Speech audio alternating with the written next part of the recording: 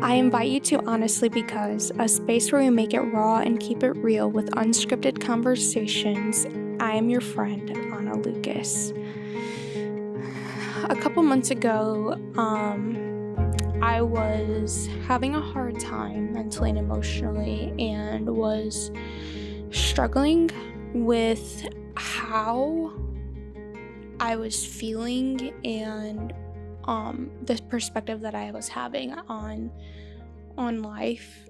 And it was one of the hardest days that I've had in a really, really long time.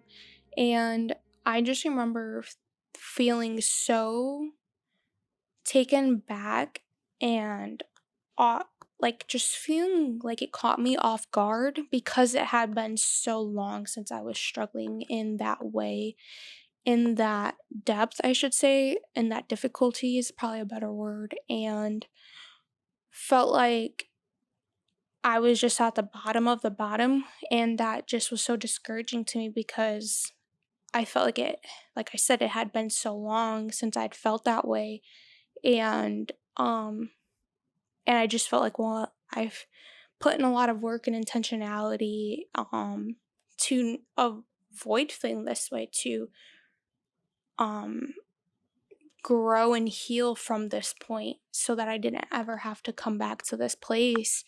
And so it was just really discouraging and really unsettling. It made me feel like, you know, maybe question, I should say, where I was at and how I was feeling and how far I'd come.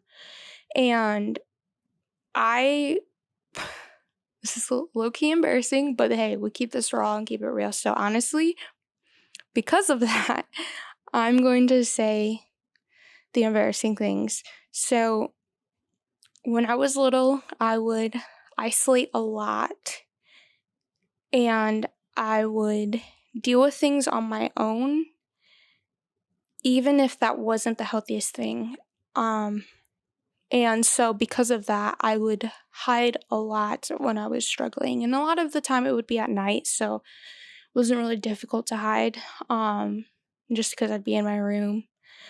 But when I was younger, I would isolate in that way and would try to find a place where I was alone and not no one could see me or hear me and stuff. And I would just like cry and cry a lot and have essentially like a breakdown.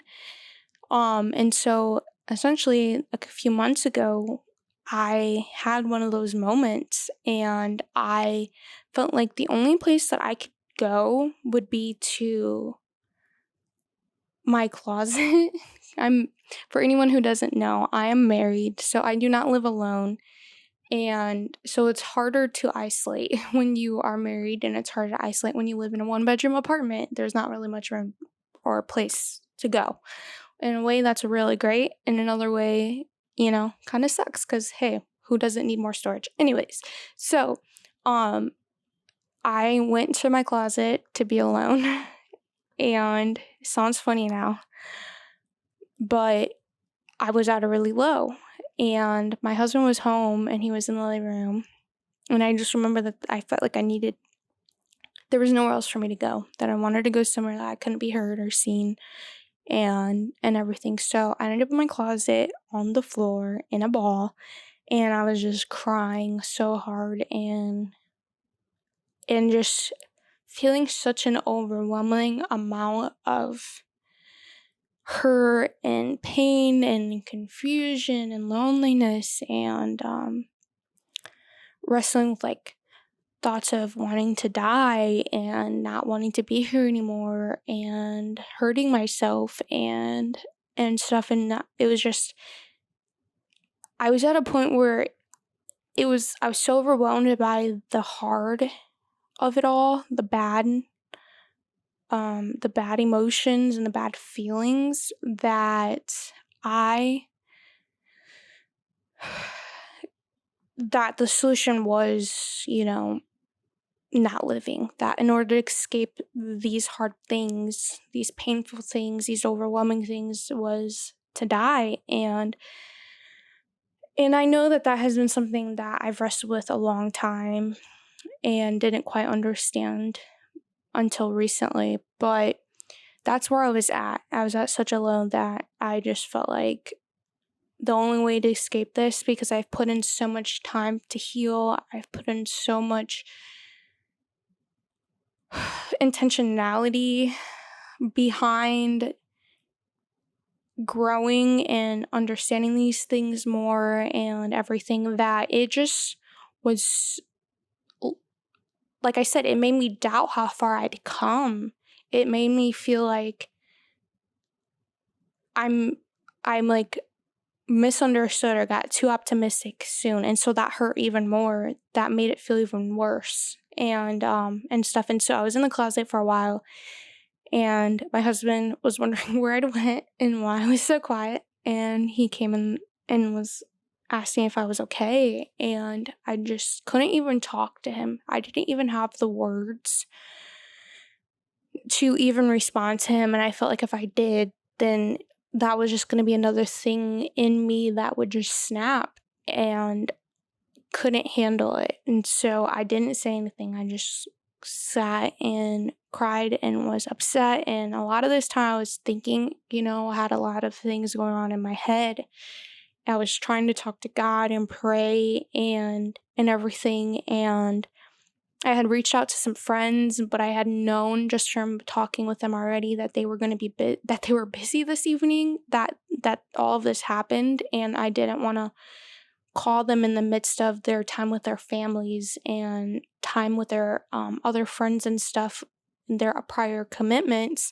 And so I didn't call them. I probably should have anyways, but I didn't. And that made it even harder because I've battled loneliness very hard and heavily throughout my entire life.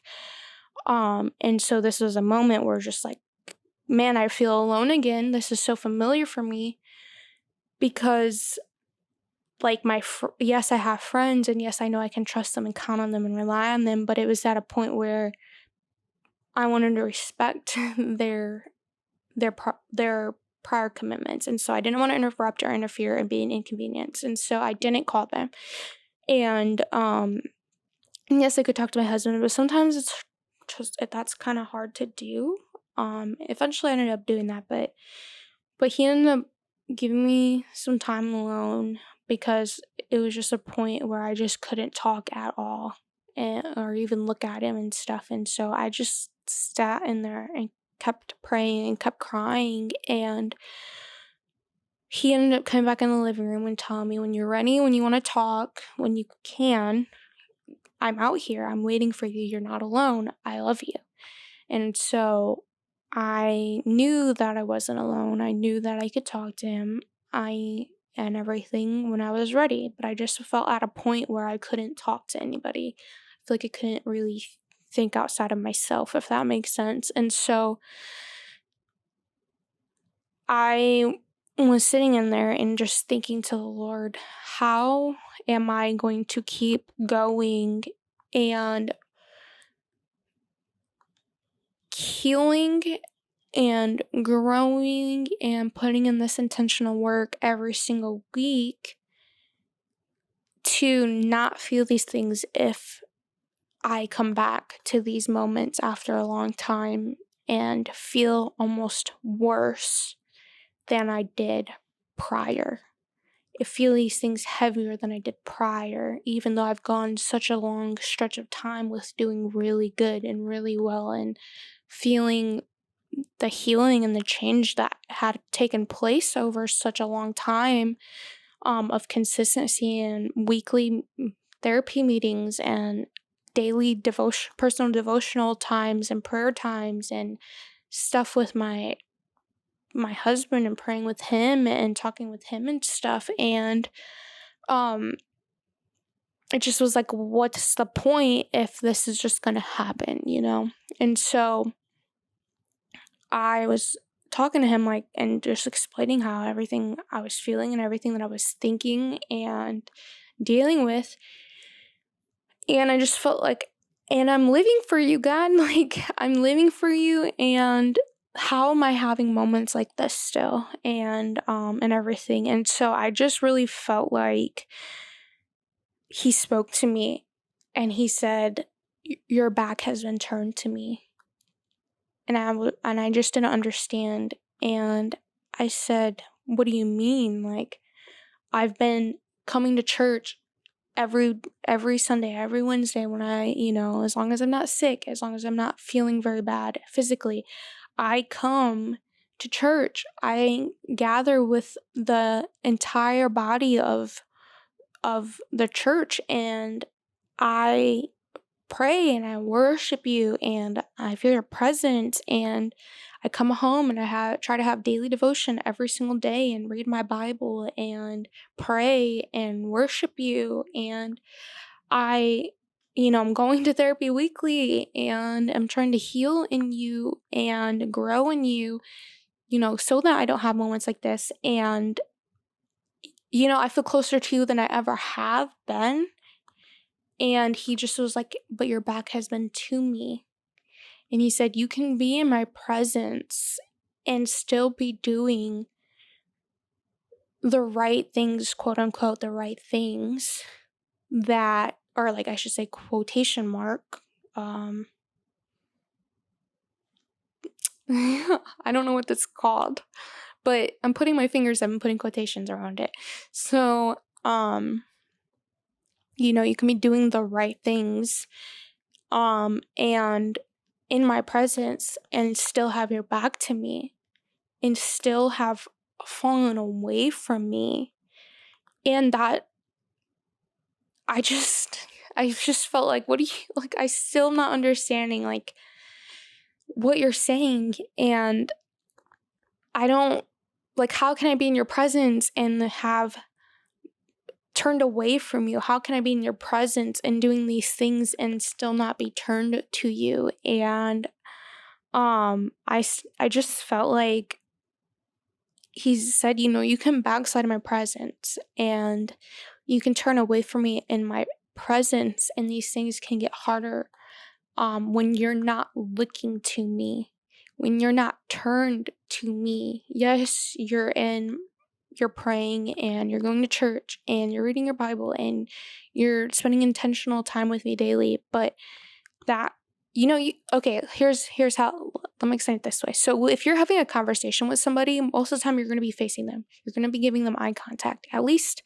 throughout the conversation, right? You might be washing the dishes, so there's times where you're looking down the dishes, but you're responding verbally, and you're giving eye contact occasionally, and you're conversating with somebody. Okay, so how imagine how you would have a conversation with somebody if your back was to them, if you never gave them eye contact, if you never responded to what they were saying, or gave them, showed them that you were intentionally listening, even when with your back to them. You can't, right? That becomes very difficult, especially when there has a lot of time that this has occurred and you don't even realize it. When people face to face, it's very easy for us with interacting with people face to face. It's very easy for us to have relationship with them, and to build relationship with them, because you're getting the eye to eye contact, you're having conversations, you're spending quality time, you're doing things you enjoy with them intentionally, right? But then when that intentionality goes away and you stop looking at that person, you stop talking to that person, you turn your back to that person, and that's all they see of you, and you don't see them, then that relationship begins to deteriorate, even though you're in the same presence or the same home with them. So that's what I feel like the Lord was telling me, was like, yeah, like, yes, you feel my presence. Yes, you're still hearing my voice, but your back is to me, and you've, like, turned away from me even in my presence. And I just felt like that personally challenged me, because, okay, how am I having a relationship with him if I'm not turned to him? One, how am I expecting to continue healing if I am not with the ultimate healer? If I'm not turned to him and talking with him? And I realized that I needed to turn my eyes to him.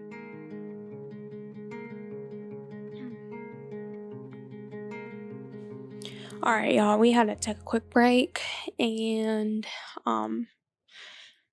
just to be real, I was struggling, and so I needed to take a break to talk with my husband and pray and refocus, everything for this episode and this conversation, because it's too important. And so yes, with that being said, let me make sure my mic's facing the right way. Okay, it is. With that being said, I left off with saying how the Lord had talked to me and dealt with me about turning away from him in his presence. And I explained like what that looked like and how that felt, and the results of me turning my back to him. And essentially that made the struggles, the things that I was dealing with, harder, because I wasn't dealing with those feelings, those things with him. I was trying to do it on my own, right? That's why my back was turned, and that's why I was in the closet isolated, because I was isolating even from him with my back to him. So when he told me this stuff, I started praying and asking him, like, well, how have I turned my back to you? How, do I make sure this never happens again? Like, I don't ever want my back to you, Lord. You are too important to me. I love you so much, and I want to live my life with you and for you. So, I just started bearing my heart to him and telling him, or asking him rather, how to be better than I was being and handle things in a healthier way than I was handling them and stuff. And ultimately, I didn't get all the answers then. I didn't really feel like I knew what to do right then, and that it just like was all of a sudden better and everything. But I ended up ultimately having enough peace and coming to a more stable place enough to come out of the closet on my own, to talk with my husband and finish our evening together, or I'd spend the rest of the day together, and so ultimately it resulted in good immediately, because I wasn't still feeling all those bad things, those hard things, those ugly things while in the closet alone. But now I'm like, they're not so overpowering, overbearing, they're not so prominent, and I can come out now. Like, I don't want to isolate anymore. I don't want to try to deal with this on my own anymore. This was hard to do on my own. So, that then began a process of me learning how to better have a walking relationship with God. How I was doing it wasn't like, in terms of like what I was doing to like nourish my relationship with God, it wasn't bad, but it was missing things, right? Because if it wasn't missing anything, then it wouldn't have had interference, so to speak. So I had to evaluate what areas in my life um had allowed me to turn my back to him. And I think in a lot of ways, we are people who love control and love feeling like we understand our life and like we know what to do and how to handle things and stuff, but I think a lot of times we don't, and we just try to do the best we can. And so ultimately I feel like the Lord dealt with me to the point of, showing me where I was still handling things in ways that weren't healthy, in ways that weren't like him.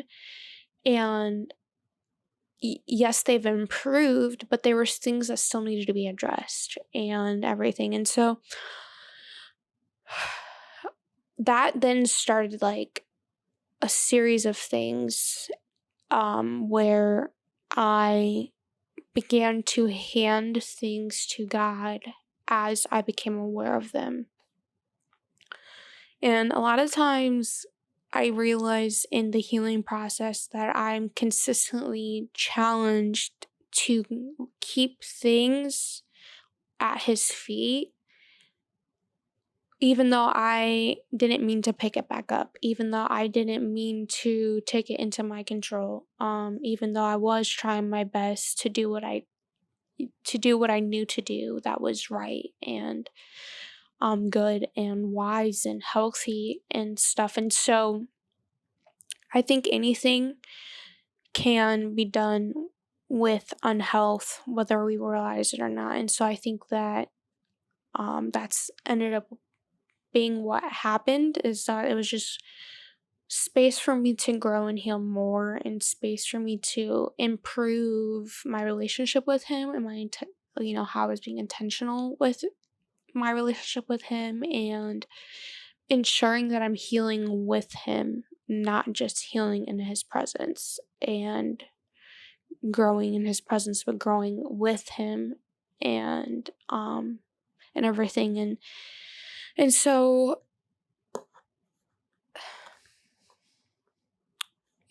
like I said, it just started a process of things, and in him revealing to me things that I had picked back up, things that I hadn't fully put down completely, things that I was trying to do without him and stuff, and everything. So it just began a process of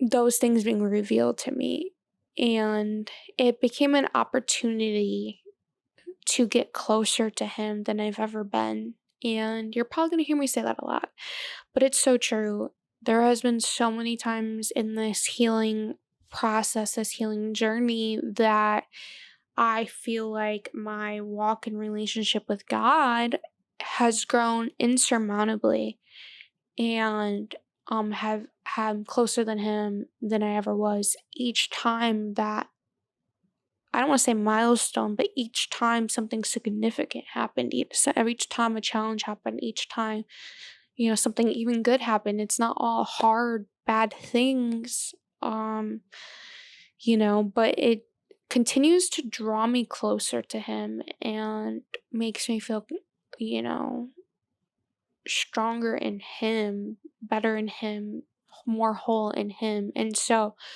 um, yeah, that's exactly what happened. He showed me more things that I hadn't given him, things that I hadn't taken back, and has challenged me even more to trust him with things and everything in ways that are very difficult. And just to be even more raw and real, there's been a lot of things in my life that has needed healing, even beyond just mental and emotional, even like physically and stuff. And he has really challenged me to trust him, whether he heals me or whether he does not. And whether or not I keep experiencing change or not, am I going to trust him? Am I going to rely on him? And I will say that that has been very hard. Obviously, us as people, we always want the best choice, the most optimistic choice, like the best, easiest choice, even. And so, of course, my desire is to just be healed in a lot of these areas. But, I have to decide whether or not that's going to be a make or break for me in my walk and relationship with God. And I have chosen time and time again that he is abundantly worth it, because anything with him is far better than anything without him. And doing things with him is far better than doing things without him. Trust me, I've been on both sides of those things. And again, it's much worse without him than it is with him. So yeah, with that being said, I've had to trust him and grow my trust with him and everything. And in that process, I have seen and learned ways that I was doing things on my own with good intent, but not dealing with it healthily. So, as an example, there's been a lot of times in my life where I've pushed myself to do the hard thing and did it even onto hurting myself, even if I didn't realize it at first. So, what do I mean?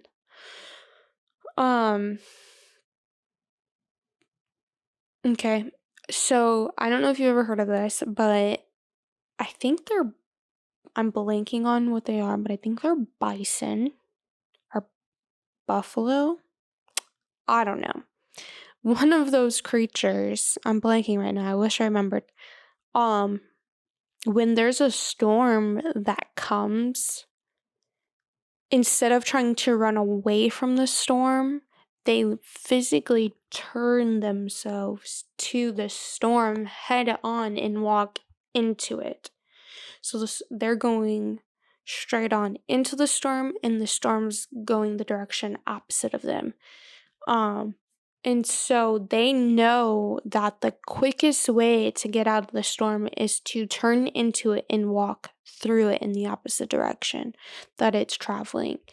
And to kind of give you a picture of how I would deal with things unhealthily is that I would turn to the storm. I would, even if I didn't want to, even if everything in me thought I can't handle it, I don't want to do it, I don't know if I can make it through it and all this stuff, I would physically, if you can just imagine this, I would physically just turn myself and make me, as if there was two of me. One saying, no, I don't want to go into the storm, I don't want to do it, I just want to run away from it, let's just, if we can run really fast, we'll be good. And then there's another part of me that's like, no, the fastest way through it is to turn to it and walk in that direction. So, I'm going to force you to turn in that direction and walk. And so it's I'm fighting myself. So ultimately, that's how I handle things, is that I forcibly make myself do the hard thing. And was it the bad thing? Was it the wrong thing? No, it was the wisest thing, right? It was the wisest thing to get through the storm the fastest. I was never going to outrun the storm.